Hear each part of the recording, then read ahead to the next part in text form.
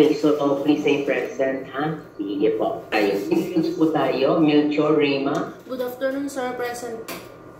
Alvarez Merlin. Good afternoon, sir. Present po. Torres Michelle. Good afternoon, sir. Okay, sige po. Mag-start na po tayo ng assessment para hindi na po ng mga face mask po ninyo. Ayan na. Sige, number 2 na tayo, ate. Sa ate, your turn na.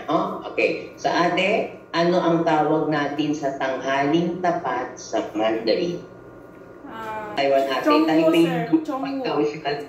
Chongwu. Very good, ha? Sa ate, translate mo ang oras na ito, ha? Okay. Ang papatranslate ko sa iyo ay 4:30 p.m. Ulitin ko lang po, 4:30 p.m. Now, dito sa oras na to, dalawa ang ibibigay mo sa aking sagot. Ang unang 4:30 p.m., walang shortcut.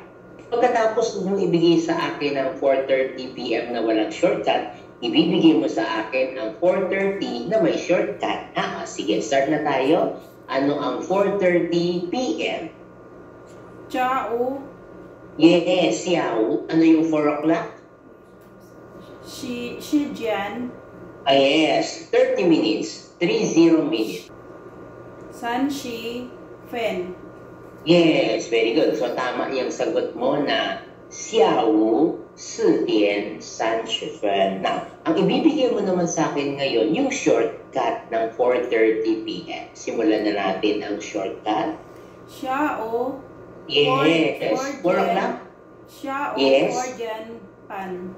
Okay, very good. Okay, punta na tayo sa days of the week. Sabihin mo sa akin, anong araw ng linggo ang aking tinutukoy, ha? Okay. Lipay R. Anong araw yan? Sunday po. Yes, very good. Okay. Lipay San. Miyerkules po.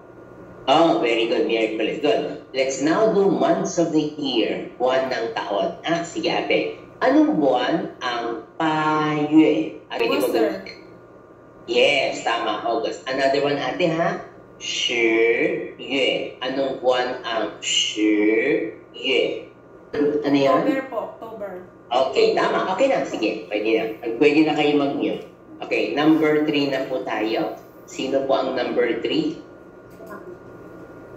Michelle, ikaw na. Sige, okay. Michelle, na-start na tayo. Okay. So, anong